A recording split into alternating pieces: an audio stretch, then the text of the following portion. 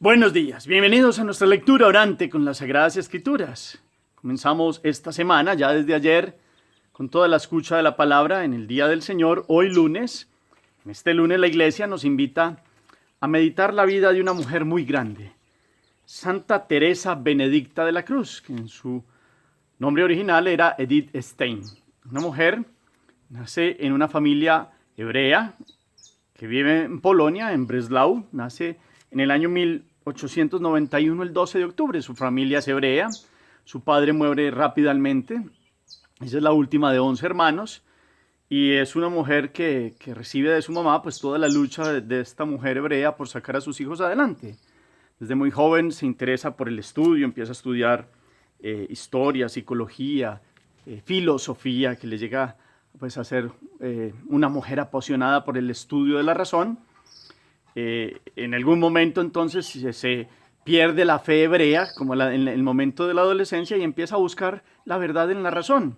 Empieza a estudiar, llega a ser una alumna de Edmund Husserl, un hombre que estudia la fenomenología en el ser de las cosas, y entonces se interesa por aquel estudio y llega a ser hasta asistente de este gran filósofo de la época. Conoce a Max Scheler y otros importantes, empieza a querer ver como los triunfos de la mujer en aquella época, que tenía restringidas ciertas capacidades del voto, de otras situaciones. En algún momento de su vida llega a ser como aquella que quiere que la mujer sea más libre, tenga un mejor desarrollo, pueda ser inclusive catedrática e enseñar, y es una mujer apasionada por la ciencia. Y empieza de esta manera entonces a buscar y a leer. Descubre una obra de Edmund Husserl que se llama Investigación Lógica y empieza a apasionarse de este tema. En la Primera Guerra Mundial se vuelve enfermera, trabaja allí, ve el sufrimiento de los soldados, de las personas. Esto la impacta también mucho en su vida. Después hace una tesis doctoral sobre la empatía, trabajando todavía con la filosofía. Y hay dos hechos que la marcan, sobre todo una mujer conocida a quien su esposo fallece en la guerra y ve la serenidad de esta mujer como el ejemplo de su fe. Y sobre todo en algún momento llega una vida de Santa Teresa de Ávila a sus manos y en una sola noche se la lee y dice: aquí está la verdad. Y empieza a apasionarse por el conocimiento de Jesús y Jesús en la cruz, y esto la lleva en algún momento a que empiece a ver su posibilidad de ser carmelita, y lo llega a ser, aparte de que es profesora en algún momento de alemán y en algunas cátedras que se le permite poder estar allí también. Y estando ya en la orden de los carmelitas, pues tiene que huir hasta Holanda. Empieza la persecución después fuerte contra los judíos, y ella en algún momento entonces es capturada y llevada a Auschwitz, y allí muere en 9 de agosto de 1942 con una hermana suya, también allí en la cámara de gas. Llegaba a ser católica después de haber sido hebrea. Su madre era una hebrea muy buena, una hebrea radical, pero ella llega a la fe. Después de haber perdido la fe, encuentra en Jesucristo y en la cruz un sentido de la verdad más plena. Qué bueno que pudiéramos mirar hoy sobre esta gran mujer, Edith Stein, Santa Teresa Benedicta de la Cruz. Hoy la Iglesia nos invita para que se proclame el Evangelio según San Mateo, capítulo 17, versículos 21 al 26. Primer momento, lectura del texto. En aquel tiempo, mientras Jesús y los discípulos recorrían la Galilea, les dijo Jesús: al Hijo del Hombre lo van a entregar en manos de los hombres, lo matarán, pero resucitará al tercer día. Ellos se pusieron muy tristes. Cuando llegaron a Cafarnaún, los que cobraban el impuesto de las 2 dracmas se acercaron a Pedro y le preguntaron: ¿su maestro no paga las 2 dracmas? Contestó: sí. Cuando llegó a la casa, Jesús se adelantó a preguntarle: ¿qué te parece, Simón? ¿Los reyes del mundo a quién le cobran los impuestos y las tasas? ¿A sus hijos o a los extraños? Contestó: a los extraños. Jesús le dijo entonces: los hijos están exentos. Sin embargo, para no darles mal ejemplo, ve al lago, echa el anzuelo, coge el primer pez que pique, ábrele la boca y encontrarás allí una moneda de plata. Cógela y págales por mí y por ti. Palabra del Señor. Gloria a ti, Señor Jesús. Pidámosle al Espíritu Santo en este día que venga e ilumine nuestro entendimiento. Que hoy, con el ejemplo de Edith Stein, que fue una mujer que buscó la razón y en la ciencia, y llegó a tener la síntesis de ciencia y fe, que sí se puede. Ella demostró que es una que va buscando la verdad y primero en la ciencia encuentra cierta verdad que la va a llevar a un paso también muy alto, que es la fe, donde está la verdad plena de Dios. Pues el Espíritu que movió a Edith Stein hoy nos ayuda a encontrarnos con Jesús en esta palabra. Él es quien nos da la sabiduría, el entendimiento. Digámosle: ven Espíritu Santo, llena los corazones de tus fieles y enciende en ellos el fuego de tu amor. Envía tu Espíritu y renovarás la faz de la tierra. En este primer momento, vuelvan al texto. Otra lectura, otra segunda lectura, proclamada, clara, con los detalles. En un momento después, reconstruyamos mentalmente el texto. ¿Qué nos dice? Empecemos paso por paso, todos los detalles. ¿Qué nos dice hoy la palabra? ¿Dónde estaban Jesús y los discípulos? ¿Cuál fue el anuncio que les hace? Y después de ese anuncio, ¿dónde llegan? ¿Y quiénes se encuentran con Pedro? ¿Qué le piden a Pedro? Y Pedro después, ¿qué va y le dice a Jesús? Aunque Jesús se le anticipa y le hace una pregunta a Pedro. ¿Cuál es esa pregunta? ¿Y cómo contesta Pedro? ¿Y cuál es la aseveración final que Jesús hace? Y que, mejor dicho, ¿qué manda hacer a Pedro para que pueda cumplir con algo que le han pedido otros a él? ¿Qué enseñanza nos queda? ¿Cuáles son los detalles que nos llaman la atención? Vamos profundizando. Segundo momento, meditación. Este texto de hoy es muy llamativo y es dividido como en dos momentos. Jesús está con los discípulos recorriendo la Galilea y les habla del segundo anuncio de la pasión. Por eso les dice: al Hijo del Hombre, expresión que él asume para él, que cumple las expectativas del Mesías, como lo ve el Antiguo Testamento, uno que triunfará, que tendrá todo el poder, según el capítulo 7 de Daniel. Pues él sigue utilizando este nombre, esta expresión, que asume y muy parecida a la del siervo doliente, porque esa va a ser la manifestación plena en la cruz. Y entonces les dice que lo van a matar, pero resucitará al tercer día. Y ellos se ponen muy tristes. Segundo anuncio, ya lo habíamos visto en Cesarea, da el primer anuncio, después viene la transfiguración para mostrarles a tres un poco de la gloria, pero para la gloria hay que ir a través de la cruz, y vuelve y los va preparando y les da el segundo anuncio de la pasión para que ellos comprendan y no se ofusquen y no se equivoquen con el sentido del mesianismo que comprendían los hebreos como un rey victorioso, como que no le iba a pasar nada. Y resulta que en los planes de Dios, en el camino de Dios, aparece la cruz, no porque Él la ponga, es porque los humanos llevaremos a Jesús a la cruz. Y eso sí, Él sabe, Dios pone su vida para darla totalmente por todas las generaciones de los hombres, para redimir al ser humano del pecado y de la caída. Es un proyecto de salvación que el Padre permite y su Hijo viene y da la vida. Y quiere ir preparando a los apóstoles en este detalle. En el segundo momento, pues viene algo muy llamativo. Van, en un contexto más ampliado del Evangelio, ellos van recorriendo el lago. Y en ese recorrido del lago, Judas Iscariote, que es el que maneja el dinero para darle a los pobres, pues está diciendo como que, está hablando con Tomás y le dice que no tienen un dinero ya, que ya parecen como de esos mendigos que ellos ayudan y que están sin un peso. Peso pues en el sentido colombiano, sin un dracma o en la moneda de ellos. Entonces está como preocupado Judas, y por allá Jesús en la barca entonces les va diciendo: es que no tenga uno ni siquiera un céntimo es cosa buena. Así resplandecerá la bondad de nuestro Padre Dios aún en las cosas más humildes. Es decir, la situación previa a esto que nos narra el Evangelio es que no tenían dinero en ese momento. Y Judas, que era el que lo manejaba, estaba preocupado, como siempre, muy preocupado por lo material. Entonces va manifestando lo que siente. Primero se lo dice Tomás, pero Jesús alcanza a escuchar y por eso dice esto: es que es bueno no tener hasta ni un céntimo, eso es cosa buena, porque así resplandecerá la bondad de nuestro Padre Dios aún en las cosas más humildes. Qué bonito ir valorando la providencia de Dios. Nosotros lo decimos mucho en nuestro ejército orante, pero cuando estamos como tan llenos de cosas y es como méritos nuestros, miren yo todo lo que tengo. Pero aprendí uno a valorar cuando falta lo necesario. Ahí se da cuenta que Dios nunca nos falta con lo necesario para vivir, siempre respalda. Y para quien confía, ve en los pequeños detalles la mayor providencia del Padre Celestial. Esto es lo que Jesús quiere enseñar. Y entonces, de una u otra forma, Judas está diciéndole, pues es que tú crees que está bien pues no tener todo, no hemos recibido óvulos, para ti todo está bien. Pero resulta que definitivamente pues eres un maestro muy querido y muy santo, pero pues para el mundo pues de lo material no vales nada. Y Jesús dice, pues esa es la mejor gloria mía, ser un hombre que no vale nada para la vida material. Y repito, es una cosa muy alegre y muy buena encontrarnos sin un centavo. Y sigue sonriendo y alegre. Eso es lo previo a antes de llegar a Cafarnaún.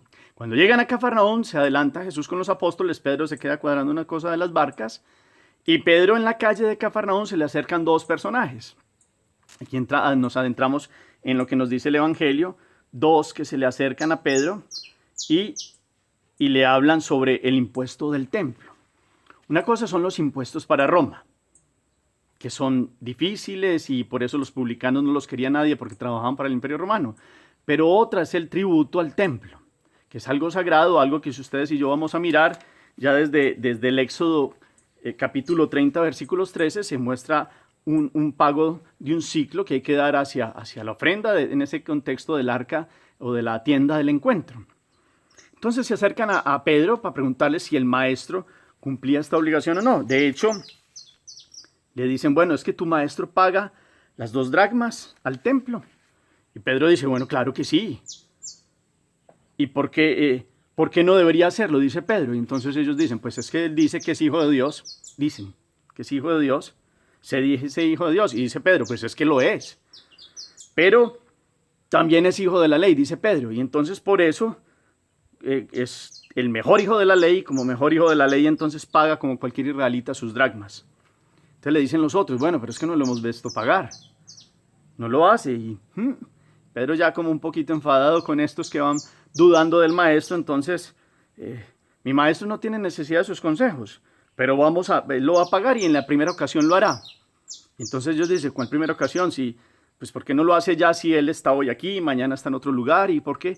Como quien dice, pague ya. Y Pedro un poquito ahí armándose de paciencia, entonces empieza hablándoles, es que estamos sin dinero. Acuérdense ustedes lo previo que decíamos. En ese momento no tenían dinero. Si ustedes quieren voltearlo así, a ver si les sale siquiera un céntimo, pero es que no tenemos nada. Nosotros somos pobres, no somos ni fariseos, ni saduceos, ni somos ricos.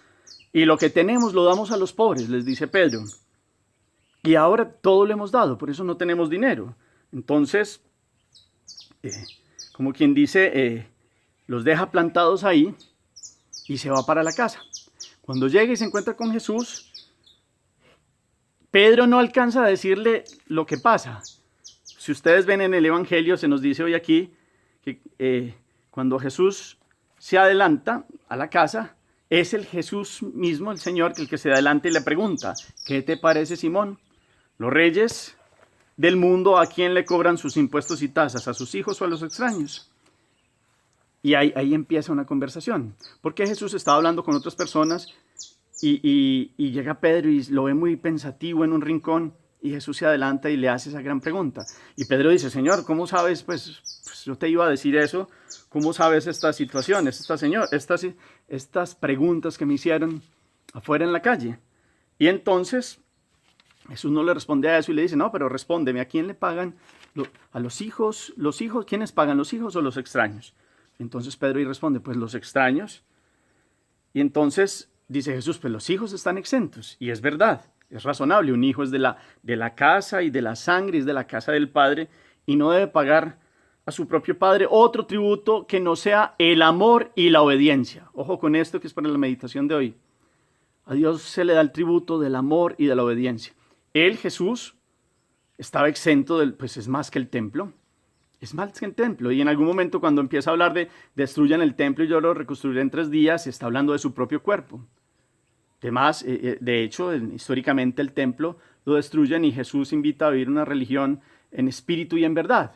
Ya después la iglesia, en el año 313 que tiene libertad, empieza a construir los templos, pero la invitación es a remitirnos al templo del cuerpo donde Dios viene a habitar. Somos templos del Espíritu Santo. ¿Y quién es mayor que el templo? Jesús. Pero como fiel israelita conoce la presencia de Dios allí en el templo y por eso, para no dar escándalo, entonces le dice a Pedro que vaya y pague por él y por Jesús. Pero hay un detalle ahí muy llamativo. Entonces los demás que están escuchando dicen, bueno, pero ¿cómo vamos a pagar si no tenemos un peso? De pronto Felipe dice, pues pidámosle a aquel de la casa que nos preste el dinero. Y Jesús les dice que hagan silencio y le dice a Simón de Jonás, lo que acabamos de escuchar. Entonces va, toma un anzuelo, coge el primer pez que pique, ábrele la boca y encontrarás una moneda de plata. Pedro, conocedor del lago, pues seguramente le llamó la atención, pero obedece. Entonces toma un anzuelo y en el anzuelo pone una plomada y hábilmente lanza lo más lejos que puede el anzuelo y empieza a tirar. Jesús ya le había dicho que cuando sintiera, entonces él alara el anzuelo y encontraría allí un pez grande. Y en ese pez una moneda. Y de hecho entonces, cuando le abriera el hocico aparecería una moneda muy grande, una estatera. Una estatera tiene el valor de 4 dracmas. 4 dracmas. Si vamos mirando aquí equivalencias, medio ciclo es igual a 2 dracmas. Ese era el tributo que tenían que dar en el templo. Esas 2 dracmas son iguales, dracmas en el sentido griego, 2 denarios en el sentido romano. Y acuérdense ustedes que un denario es el día de pago de un trabajo, un jornal, un día de trabajo. Es decir, un judío le pagaba al templo por lo menos 2 días de trabajo. Normalmente para el mes de nosotros, en marzo, para ellos antes de la Pascua, todo fiel judío debía pagar este impuesto al templo como un homenaje pues, a la casa de Dios. Jesús lo hace a través de Pedro en este contexto y entonces es tan impresionante que se le adelanta a decirle a Pedro que va a encontrar es una estatera, que son 4 dracmas, es decir, alcanzan 2 para Pedro y 2 para Jesús, para que fuera donde estos hombres y pagara lo que verdaderamente estaban exigiendo. Entonces Pedro va y hace lo que dice, encuentra tal cual Jesús le dice, un pescado grande, fácilmente de 3 kilos, así como una especie de un pescado muy bonito. Y entonces toma las 2 dracmas de Jesús y las 2 dracmas de él, que es lo que equivale a esta moneda de plata, y va y las entrega a estos personajes y queda saldada esta situación. Sobre todo, en el corazón de Jesús no se da escándalo a unos que quieren buscar la más mínima circunstancia para decir que Jesús no es fiel israelita. Él, estando exento porque es el Hijo del Padre, es más que el templo, pues no debería pagar, pero lo hace. Y le enseña a los demás apóstoles que estaban preocupados, sobre todo Judas de Iscariote, porque no tenían en aquel momento recursos, muestran la providencia de Dios en algo que para nosotros parece como muy salido de la realidad, pero es un contexto verdadero. Pedro obedece y en la obediencia encuentra la providencia de Dios. Qué bueno meditar eso. En la obediencia también está la providencia de Dios. Si uno le da al Padre el tributo del amor y del respeto, estamos buscando el reino de Dios y lo demás vendrá por añadidura. Jesús ya nos ha enseñado en Mateo 5 en adelante. ¿Por qué se preocupan de qué van a comer, con qué se van a vestir? Miren estos lirios del campo, las flores, si Dios las viste así, cuánto no más a los hijos de Dios. Y si Dios alimenta pues a los animales y a toda la creación, en los recursos de la alimentación, cuánto no más al Hijo, que es la creado a imagen y semejanza de Dios. En esos detalles, por eso viene a ser tan importante esta expresión que les decía ahorita, que es bueno hasta no tener ni un céntimo, porque ahí es donde se ve toda la bondad de Dios en las cosas más humildes. Miren ustedes las vidas de los santos y de algunos que han trabajado por el bienestar de orfanatos, de hospitales, de clínicas, por conseguir los recursos. Vivían del día y se puede decir que nunca les faltó algo. Claro, momentos duros los hay, pero nunca falta. Y para quien confía, ama y obedece, pues siempre verá colmada toda la providencia diaria del Dios, que es el Padre. No es un Dios alejado, ese es el Padre, que hace salir el sol sobre malos y buenos. Entonces hoy, en este contexto de la meditación, yo los invito hoy, pues de tributos en el orden eclesiástico o de fe, pues cada quien no es un tributo, una obligación, sino una invitación, por ejemplo, al diezmo, que tiene un valor muy grande y sagrado. Pero el mayor tributo tiene que ver con tasas, impuestos, y en el sentido de la etimología tenía que ver con la repartición entre tribus, tribus, y una repartición de de los recursos. En estos contextos hoy son los dineros que se dan pues, a los estados para el sostenimiento del gasto público. Pero a nivel pues, religioso de Israel era una forma de sostener el templo y era mandado por las escrituras. Éxodo 30:13, ustedes lo pueden mirar ahí. Pero aquí, hoy más en ese sentido es de tributar, de dar homenaje, honra, agradecimiento a Dios. Pues se le tributa, como Jesús también le quiso enseñar a Pedro, que el hijo no tiene que pagar. El hijo, digamos que el pago, si se puede llamar así, es devolver en amor y obediencia todo lo que ha recibido del Padre, de la casa paterna. Ustedes y yo hoy, es la gran pregunta de esta meditación, con estos detalles muy llamativos del pescado y de estos valores económicos que siempre han existido, impuestos que existen desde siempre. Más que todo hoy meditemos es cuánto tributamos a Dios, honramos a Él tanta providencia y tanta bondad, devolviendo en amor hacia Él y en obediencia. Acuérdense ustedes que obediencia viene de audire, escuchar, de la audición. El que escucha a su Padre y obedece, no se equivoca. El que obedece no se equivoca. Y es una forma de responder en el amor. Esa fe obediente, de muchos ejemplos que tenemos en la Biblia, desde Abraham y otros, pues es escuchar al Padre y ponernos en camino a cumplir la voluntad perfecta de Dios. Y así, diariamente, lo encontramos, lo buscamos y le ofrendamos un tributo que es más agradable que una moneda humana que se han creado los humanos para el intercambio de las cosas. Hay un mejor sentimiento y respuesta ante esta búsqueda de Dios y es amarlo y obedecerlo. Eso nos lo enseña Jesús. Hoy la palabra también nos enseña providencia. A ustedes y a mí, Judas y seguramente otros del grupo apostólico estaban preocupados porque en el momento no tenían. Surge esto que hay que pagar rápido. Ustedes vieron lo que estábamos hablando. Los que quieren exigirle a Pedro es como quien dice pague ya porque ustedes se van y entonces después ¿cuándo? Y eso que parece muy urgente, y ustedes y yo en el día tenemos cosas urgentes de la parte económica, de facturas, de deudas, de un montón de cosas.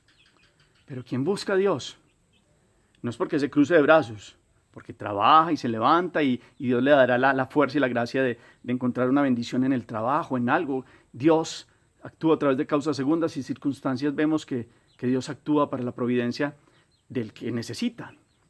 En lo primero y vital que es esto material. Pero, ¿cuánto buscamos a Dios?